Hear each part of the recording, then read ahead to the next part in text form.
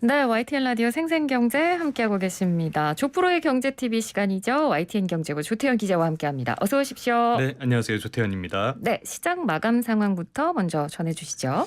사실 많은 분들 예상하시겠지만 오늘 주식시장은 좋을래야 좋을 수가 없었습니다. 네.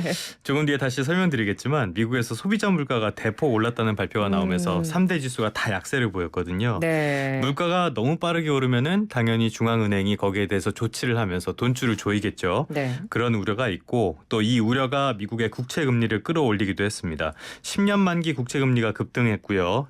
통화 정책에 민감한 2년물 국채 금리가 2020년 1월 이후에 최고치까지 올랐습니다. 다 우리 시장에 영향을 미치는 내용들이고요. 또 우리 시장의 상황도 크게 다르지 않다 보니까 장 초반부터 코스피가 한 1%대 하락세를 보였고 오후에 들어서는 낙폭을 줄이나 했는데 막판에 다시 낙폭이 커졌습니다. 네. 0.87% 내린 2747.71로 종료했고요. 코스닥은 2.04% 하락했습니다. 시총 상위주가 대부분 약세를 보였는데요. 이 와중에 SK하이닉스가 강세를 보였습니다.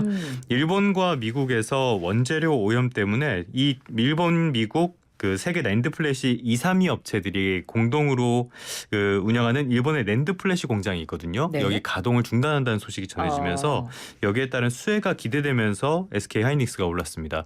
그러면 삼성전자는 왜 안 올랐냐?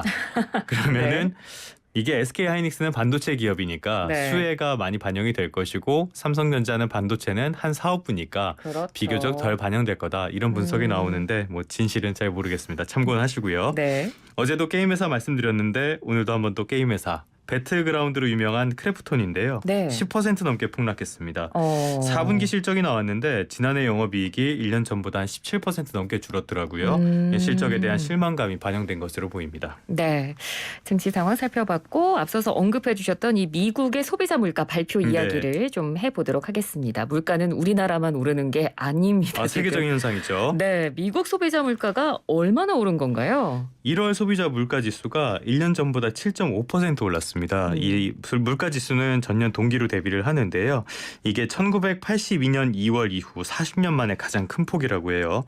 지난해 12월에 7%였는데 그거보다 더 커졌고 시장 전망치가 한 7.3 정도 나왔었는데 이거보다 더 높으니까 네. 어떻게 보면 물가 쇼크다 이렇게도 볼 수 있겠습니다. 근원 물가라는 게 있습니다. 이거는 이제 소비자 물가 지수에서 에너지랑 식품을 제외한 거예요. 에너지랑 식품이라면 아무래도 대외 변수나 일시적인 충격에 좀 약하다고 볼 수 있는데 네. 그러니까 물가에서 공급과 수요 측면이 있다면 공급 측면을 제외한 거라고 볼 수 있겠습니다. 네네. 수요 측면을 보는 게 근원 물가인데 이게 한 6% 정도 올랐더라고요. 세부적으로도 안 오른 항목이 없었습니다. 에너지 가격 많이 올랐고요. 중고차 한 40% 넘게 올랐습니다. 그리고 미국 소비자 물가에서는 주거 비용이 한 3분의 1 정도를 크게 차지하는데 네. 이게 한 4.4% 올랐더라고요. 그러니까 식료품, 주거 물가 이런 것들이 동반 상승하면서 물가 상승을 더 견인하고 있다. 이런 분석이 나오고 있습니다. 네. 이 코로나19 사태에 대한 공급망 문제 그리고 근로자 임금, 주거비 상승 이런 것들이 맞물리니까 당분간 진정되기 어려울 것으로 보인다는 분석이 나오고요. 네. 바이든 대통령이 성명을 내놨는데요. 올해 말까진 물가가 상당 부분 완화될 것이란 전망을 내놓기도 했습니다.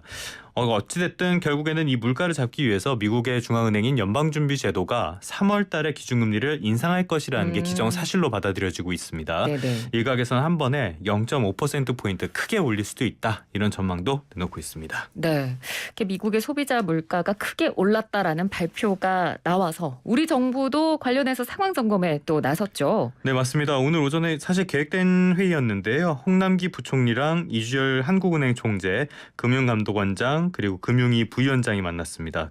지금 금융위원장이 코로나19 확진이라 부위원장이 나오셨는데요. 네. 그러니까 재정과 통화, 금융당국 수장들이 다 모였다 이렇게 볼 수 있겠는데 이게 지난해 9월 이후 처음입니다.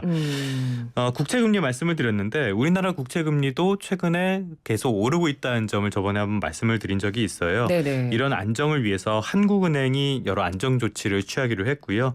기재부도 이 추가 경정 예산안에 대한 우려로 국채금리가 오르고 있는데 네. 최대한 균등하게 발행해서 충격을 줄이겠다고 했습니다. 그러니까 한 번에 왕창 발행하면 충격이 훨씬 크니까 그렇죠. 조금씩 나눠서 발행하겠다 이 뜻이고요. 또 물가에 대한 이야기도 당연히 나왔습니다. 요즘 물가는 거의 매일 이야기를 하게 되는 것 같아요. 네. 한국은행이 통화량을 관리하고 정부가 농축수산물 수급 관리나 유류세 조정 같은 세부 조치를 하기로 했습니다. 그러니까 한국은행은 거시, 정부는 미시 안정 조치를 하겠다는 건데요. 사실 하나마나 당연한 이야기입니다. 그래서 효과가 있을지는 미지수라고 볼 수 있겠습니다. 예. 자, 먼저 물가 얘기를 좀 해봤고 다음 소식으로 넘어가도록 하겠습니다. 지금 계속해서 민주노총 택배노조가 파업을 이어가고 있는데요. 네. 오늘 본사에서 점거 농성을 또 이어가고 있다고요? 네, 이 택배노조 CJ 대한통운본부가 지난해 12월 28일부터 무기한 파업을 진행하고 있습니다. 네. 이 과로사 방지를 위한 사회적 합의를 하고 거기에 따라서 택배비를 인상을 했는데 그것이 이제 적절하게 배분이 되지 않고 있다 이런 이유로 했는데요.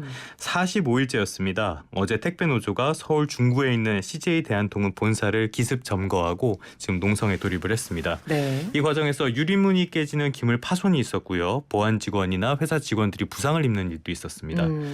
노조 쪽에서는 회사가 노조의 대화 요구를 무시하고 있다면서 노조 죽이기를 하고 있다 이렇게 주장을 했고요. 네. 국민과 소상공인들한테는 미안하긴 하지만 이런 방법을 택한 것도 이번 사태를 조속하게 해결하기 위한 방법이다 이렇게 강조를 했습니다. 네. 농성 계속 이어지고 있고요. 반면에 사측도 강경한 입장을 보였습니다. 택배노조가 사무실을 불법 점거했고 폭력까지 행사했다면서 비관용 원칙에 따라서 관련자 모두에게 형사 민사적 책임을 묻겠다 이렇게 강조를 했어요. 비노조 택배연합 역시 성명을 냈는데요. 이번 점거를 강력하게 규탄했습니다.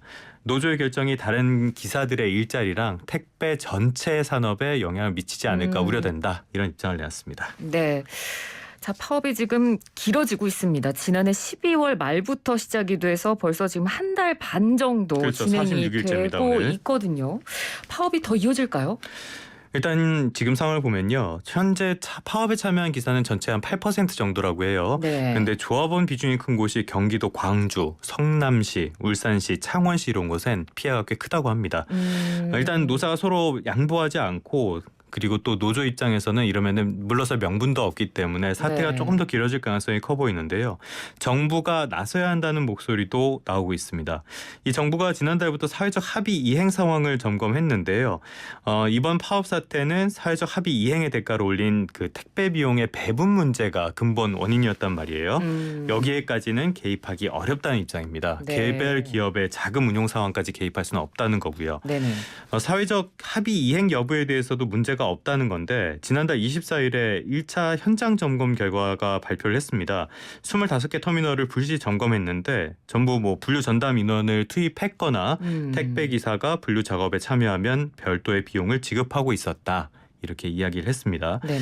파업은 이 사회적 불편을 통해서 노동자의 이익을 쟁취하는 당연한 권리인데요. 그렇죠. 어찌됐든 사회적 비용이 발생하는 만큼 조금씩 양보해서 빨리 접점을 찾았으면 좋겠습니다. 네. 자, 마지막으로 오늘 조프로의 경제TV는 뭔가요? 그 노사 갈등 언제나 뭐 싸울 때는 부부 싸움도 그렇잖아요. 양쪽 모두에게 잘못이 있는 경우가 많은데요. 네. 이번에는 노조에 좀 한 말씀을 드리겠습니다. 노동자를 대표한다는 민주노총의 위상이 예전과는 많이 다른 것 같아요. 많은 외면도 받고 있죠. 또 이번에는 폭력 행위까지 있었다 이런 것도 좀 우려되는 부분인데요. 정도를 넘어서면 노조도 더 이상 사회적 약자가 아니다. 이렇게 네. 말씀드리겠습니다. 어떤 상황에서도 폭력은 정당화될 수 없는 것 같습니다. 오늘 말씀 잘 들었습니다. 고맙습니다. 네, 감사합니다. 네, 조태현 YTN 경제부 기자였습니다.